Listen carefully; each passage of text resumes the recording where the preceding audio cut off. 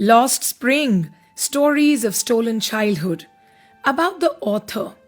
Anees Jung, born 1964, was born in Rourkela and spent her childhood and adolescence in Hyderabad.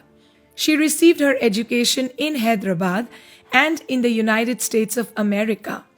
Her parents were both writers. Anees Jung began her career as a writer in India.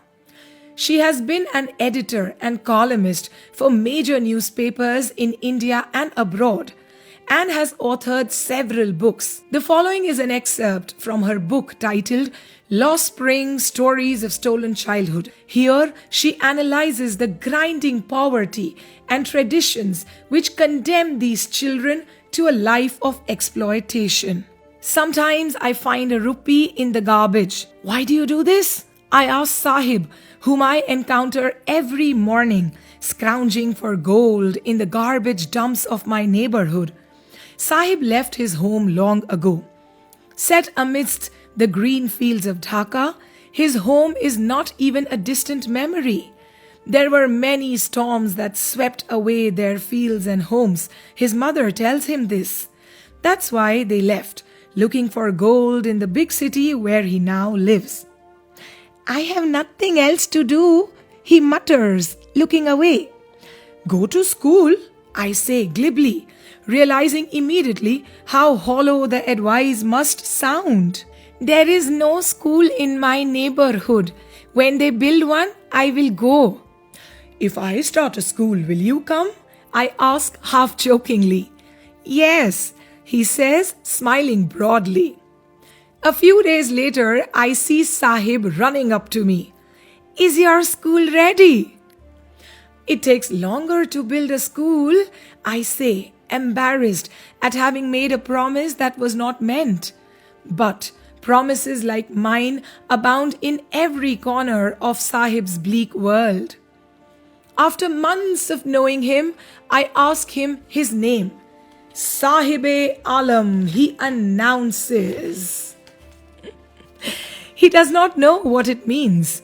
If he knew its meaning, Lord of the universe, he would have a hard time believing it. Unaware of what his name represents, he roams the streets with his friends, an army of barefoot boys who appear like the morning birds and disappear at noon. Over the months, I have come to recognize each one of them. Why aren't you wearing chappals? I ask one. My mother did not bring them down from the shelf, he answers simply. Even if she did, he will throw them off, adds another who is wearing shoes that do not match. When I comment on it, he shuffles his feet and says nothing. I want shoes, says a third boy who has never owned a pair all his life. Traveling across the country, I have seen children walking barefoot in cities, on village roads. It is not lack of money, but a tradition to stay barefoot is one explanation. I wonder if this is only an excuse to explain away a perpetual state of poverty. I remember a story a man from Udupi once told me. As a young boy, he would go to school past an old temple where his father was a priest. He would stop briefly at the temple and pray for a pair of shoes. 30 years later, I visited his town and the temple, which was now drowned in an air of desolation. In the backyard, where lived the new priest, there were red and white plastic chairs. A young boy dressed in a grey uniform, wearing socks and shoes, arrived panting and threw his school bag on a folding bed. Looking at the boy, I remembered the prayer another boy had made to the goddess when he had finally got a pair of shoes. Let me never lose them. The goddess had granted his prayer. Young boys like the son of the priest now wore shoes, but many others like the rag pickers in my neighborhood remained shoeless. My acquaintance with the barefoot rag pickers leads me to Simapuri, a place on the periphery of Delhi, yet miles away from it metaphorically. Those who live here are squatters who came from Bangladesh back in 1971. Saheb's family is among them. Simapuri was then a wilderness. It still is, but it is no longer empty. In structures of mud with roofs of tin and tarpaulin, devoid of sewage, drainage, or running water, live 10,000 rag pickers.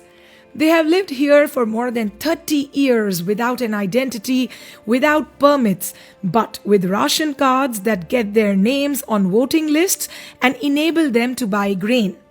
Food is more important for survival than an identity. If at the end of the day we can feed our families and go to bed without an aching stomach, we would rather live here than in the fields that gave us no grain, say a group of women in tattered saris when I asked them why they left their beautiful land of green fields and rivers. Wherever they find food, they pitch their tents that become transit homes.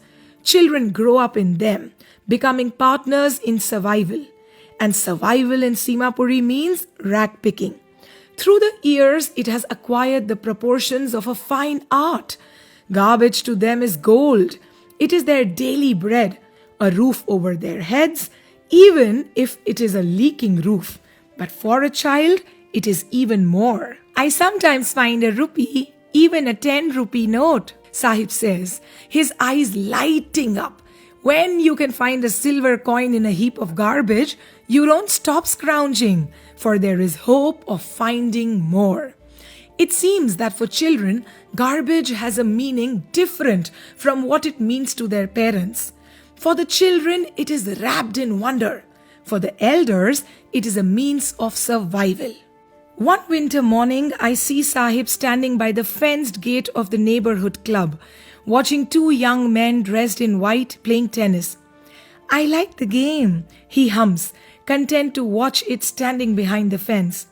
I go inside when no one is around, he admits. The gatekeeper lets me use the swing. Sahib too is wearing tennis shoes that look strange over his discolored shirt and shorts.